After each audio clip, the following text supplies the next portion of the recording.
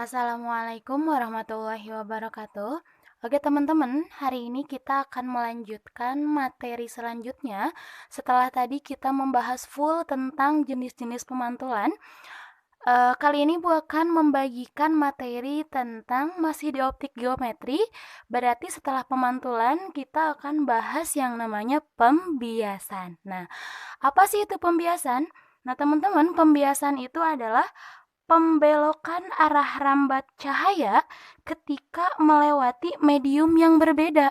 Maksudnya gimana? Misal nih, kalau misalnya ada cahaya datang, berarti kan cahaya di sini awalnya mediumnya udara. Nah, ketika dia masuk ke medium air, maka nanti akan dibelokkan. Nah, contoh konkret dari pembiasan itu yang seperti apa sih? Nah, sebenarnya teman-teman bisa membuktikan pembiasan ini dengan cara sederhana. Teman-teman cukup masukkan pensil, teman-teman punya pensil misalnya, kemudian masukkan ke gelas yang diisi air. Maka nanti kalau teman-teman perhatikan, ketika si pensilnya dimasukkan ke gelas yang diisi air, maka nanti si pensilnya itu akan terlihat bengkok. Nah, kenapa seperti itu? Nah, karena itu terjadi pembiasan ya. Oke, kita lanjut. Nah, di sini yang harus jadi catatan di materi pembiasan itu teman-teman ada dua kemungkinan pembiasan yang terjadi. Nah, pertama, misalnya kasusnya cahayanya datang dari medium yang renggang ke rapat. Dalam arti misalnya mediumnya itu datang dari udara ke air. Nah, maka nanti cahaya akan dibelokkan mendekati garis normal. Nah, agar lebih paham, teman-teman perhatikan gambar di sini. Nah, di sini Ibu sudah gambar. Di sini misalnya yang garis merah ini adalah cahaya yang datang. Nah, cahaya datang awalnya dia mediumnya apa? Udara. Nah, di sini awalnya udara, cahayanya datang. Nah, ketika cahaya datang kemudian masuk ke medium yang berbeda. Nah, kebetulan di sini mediumnya air, udara itu lebih renggang dibanding air. Berarti cahayanya datang dari medium renggang ke rapat. Maka teman-teman perhatikan di sini apa yang terjadi. Ternyata ketika dia sudah masuk ke medium yang lebih rapat, maka di sini sudutnya itu membelok. Yang harusnya dia lurus seperti ini ke sini, dia membelok mendekati apa? Garis normal. Ingat teman-teman, catatan harus terhadap garis normal ya. Sebab ada pada kasus-kasus tertentu di soal itu yang diperlihatkannya itu justru sudut antara sinar dan medium. Nah, kalau misalnya kasusnya seperti itu, misalnya sudut yang dibentuknya itu malah antara sinar dan medium, misalnya di sini, gitu ya. Maka nanti teman-teman cukup menggunakan 90 min sudut yang terbentuknya saja. Kenapa?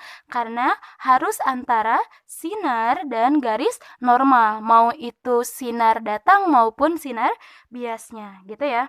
Nah, untuk menyelesaikan soal pembiasan ini teman-teman, kita harus pahami dulu hukum Sinelius. Nah, sebenarnya teman-teman mungkin ada yang pernah bertemu nih atau pernah mempelajari hukum Sinelius itu sendiri. Nah, hukum Sinelius itu teman-teman secara matematis bisa dituliskan dengan rumus N1 sin theta 1 sama dengan N2 sin theta 2. Nah, biasanya teman-teman N1 itu merupakan sudut datang, N1 itu nilai N1 kok sudut datang. Maaf, N1 itu indeks bias teman-teman biasanya. Nah, di sini N adalah nilai indeks bias. Nah, N1 itu biasanya karena di sini angka 1 berarti indeks bias sudut datang gitu atau indeks bias cahaya datang. Nah, sin theta 1, theta di sini adalah sudut yang dibentuk antara sinar dengan garis normal, baik itu sinar datang maupun sinar biasnya. Nah, berarti kasusnya kalau di sini sin theta 1 berarti biasanya ini adalah sudut datang. Ingat ya, N1 itu berarti medium medium cahaya yang datang gitu. Jadi cahaya datangnya itu melalui medium apa?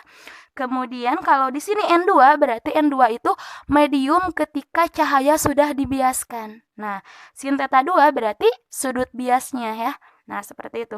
Nah, kalau misalnya kita ubah, kita uh, kita ubah N2-nya pindah ke sini gitu ya. N1, N2-nya pindah ruas ke kiri, maka di sini kita bisa tuliskan N1 per N2 sama dengan sin theta 2 per sin theta 1. Dari sini terlihat bahwa ternyata N1 itu berbanding terbalik ya dengan sudutnya gitu ya. Nah, ini persamaan yang pertama. Kemudian teman-teman ketika kita berlogika, misal ada sebuah cahaya itu melalui medium yang berbeda. Misalnya nih, pertama cahaya datang melalui medium udara. Kemudian yang kedua, cahaya datang melalui medium air. Nah, kerapatan udara dan kerapatan air tentu logikanya pasti lebih rapat air gitu ya. Molekul-molekul udara itu lebih renggang daripada air. Nah, jadi kalau misalnya molekul-molekulnya lebih renggang, otomatis ketika si cahaya datang ke medium udara itu dia akan lebih cepat. Kenapa? Karena kurang terhambat gitu. Karena molekul-molekulnya renggang. Berbeda ketika cahaya itu datang melalui medium air. Nah, seperti yang kita ketahui ketika kita belajar sifat-sifat zat gitu ya.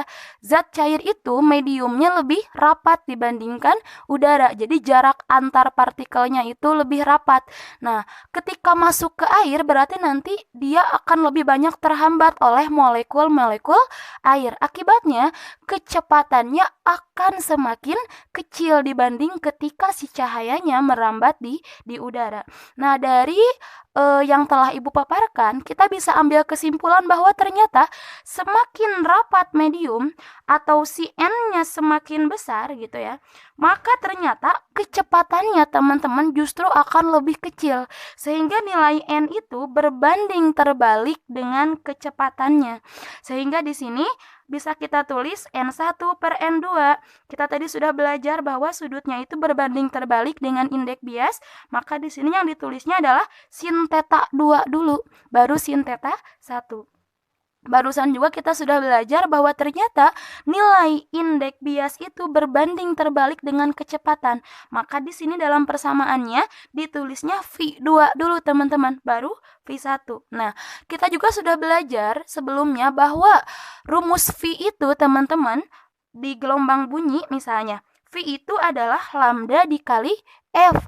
Oh, ternyata V itu berbanding lurus dengan lambda. Maka di sini ketika ditulisnya V2 dulu, maka di sini juga lambdanya yang ditulisnya lambda 2 dulu. Kenapa? Karena V dan lambda berbanding lurus. Nah, dari sini dapat disimpulkan ternyata teman-teman yang unik di sini, yang beda sendiri di sini ternyata hanya nilai indeks bias. Untuk theta, untuk V, untuk lambda, mereka semuanya berbanding lurus. Kecuali siapa? Dia beda sendiri, si indeks bias. Jadi nilai indeks bias itu teman-teman berbanding terbalik dengan sudut yang terbentuknya, berbanding terbalik dengan kecepatannya, dan juga berbanding terbalik dengan panjang gelombangnya. Nah, tadi kalau teman-teman takutnya lupa nih, di sini N itu apa? N itu simbol untuk nilai indeks bias. V itu simbol untuk cepat rambat gelombang, satuannya meter per sekon. Kemudian lambda itu teman-teman menyimbolkan panjang gelombangnya, satuannya tentu meter ya karena ini panjang. Kemudian di sini ada theta. Theta itu sudut yang dibentuk antara sinar dengan garis normal. Ingat, sinar dengan garis normal ya. Jangan terbalik. Oke, itu untuk materi pembiasan. Nah, sebelum kita lanjut ke materi setelah ini gitu ya, teman-teman. Nah, terlebih dahulu di sini Ibu ingin menampilkan satu buah contoh soal untuk sama-sama kita pelajari. Di sini Ibu sudah tulis soalnya, kita coba pahami bareng-bareng gitu ya. Nah, di sini contoh soalnya, teman-teman perhatikan gambar di sini.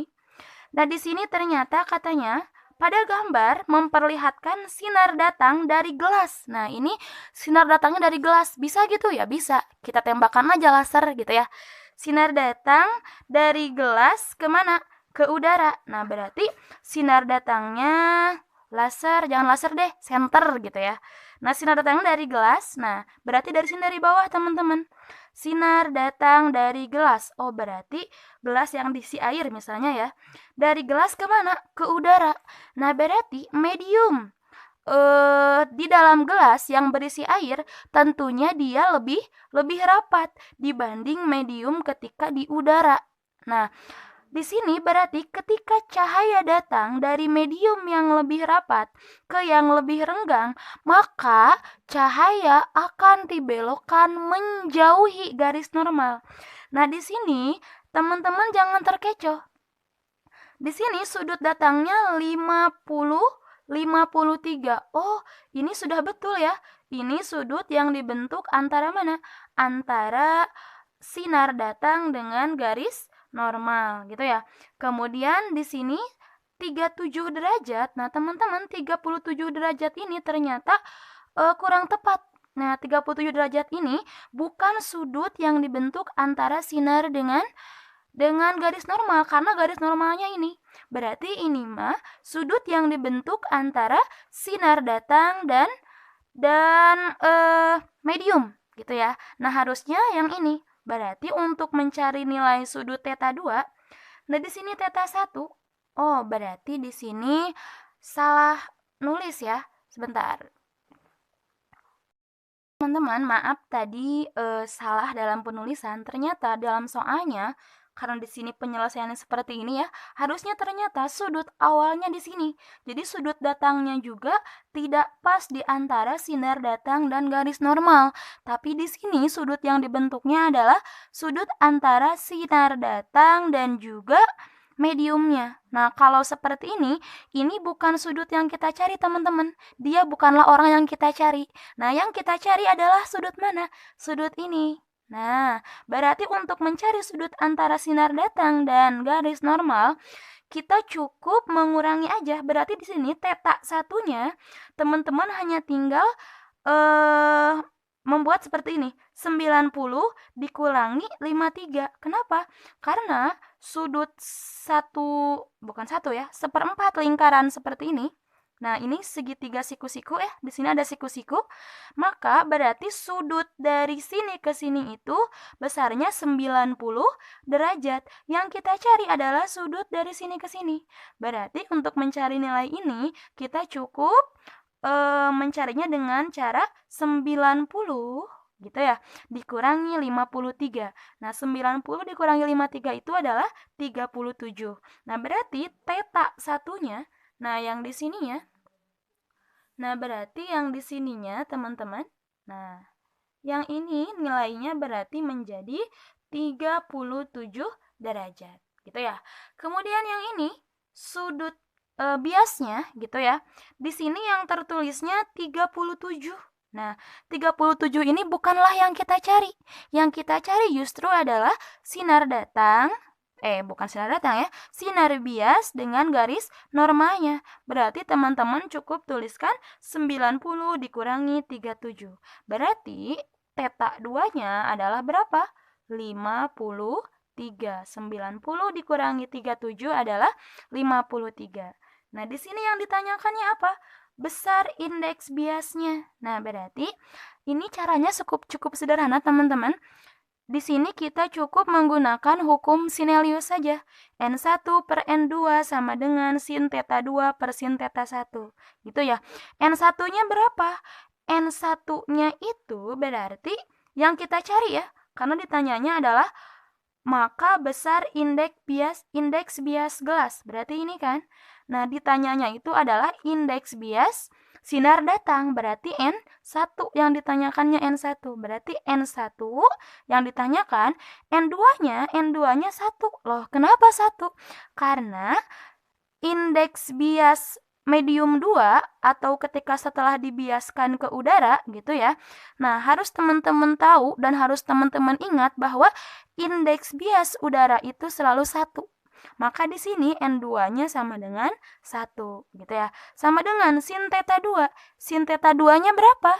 Tadi kita sudah sama-sama cari. Sin θ 2-nya adalah berarti sin 53. Kemudian sin theta 1. Theta 1-nya berapa? Tadi juga sudah sama-sama kita cari. Theta 1-nya adalah 37. Maka di sini N1 per 1 sama dengan sin 53 derajat itu adalah berapa? 0,8. Sin 37 derajat 0,6. Maka di sini tinggal kita kali silang, teman-teman. N1 dikali 0,6 berarti 0,6 N1, 1 dikali 0,8, 0,8. Berarti N1-nya adalah 0,8 dibagi 0,6. Didapatkanlah hasil N1 atau indeks bias pada gelas, yaitu sebesar 4/3. Oke, itu untuk pembahasan pembiasan. Nah, selanjutnya Ibu akan lanjut ke materi selanjutnya, yaitu pembiasan pada lensa tipis. Nah, sebelum Ibu lanjut sambil teman-teman menunggu video selanjutnya, teman-teman Ibu anjurkan untuk mengerjakan soal tipe-tipe soal lainnya di modul. Oke, terima kasih. Wassalamualaikum warahmatullahi wabarakatuh.